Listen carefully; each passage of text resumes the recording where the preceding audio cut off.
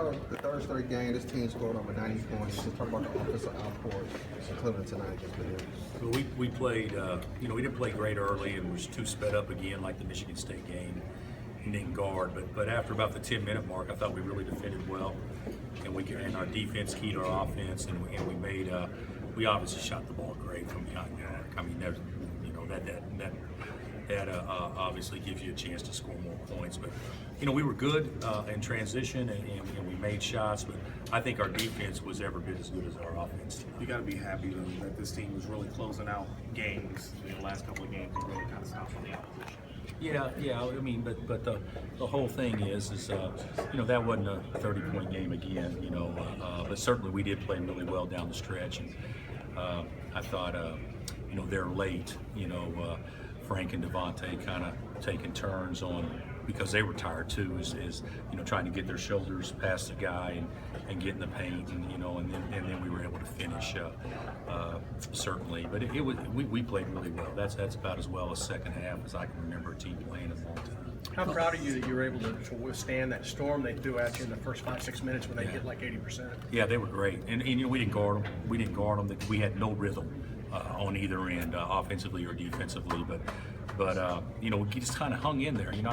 I've come to know the guys well enough to, if it's kind of like the weather here. If you don't like it, you stick around. It'll change in a couple of minutes, and that's kind of what these guys were able to do. Things weren't going well, but it just takes a play or two by a couple of individuals, and all of a sudden now the game has a totally different rhythm to it. Did your forecast tell you that Lagerald's going to go 360? No. I told him at the timeout, I said, it's really a good thing you made that.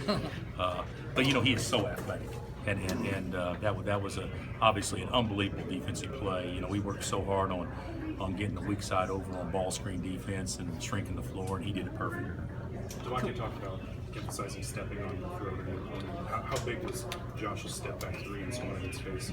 Yeah, I don't know that it was in anybody's face. There were a lot of big plays. Kids get a little emotional sometimes after a big win, or vice versa when things don't go well. But the fact of the matter is that we did close the game very well. But I don't know if there's one play that stood out to define that at all. Collectively, how did you guys defend Swanigan to where he only attempted 2 field goals in the first half? I thought we did a great job. I thought Landon was great.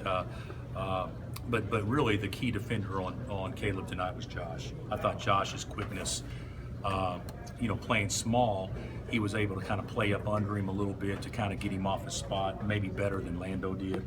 And Caleb was so good. I think he's 3 or 4 from 3, and that was when I think Landon was on him, because it's hard to hedge a ball screen and get back to a pick and pop guy. But I thought our defense on him was great, and I also thought Landon only got 4 rebounds, but that's not really fair, because you look at it and you look at Caleb only had 7. And I think a lot of times Landon was tied up with him to make sure that neither one of them got it. So everybody did a good job. They're a really good offensive team, and everybody performed well. Did you have a chance to watch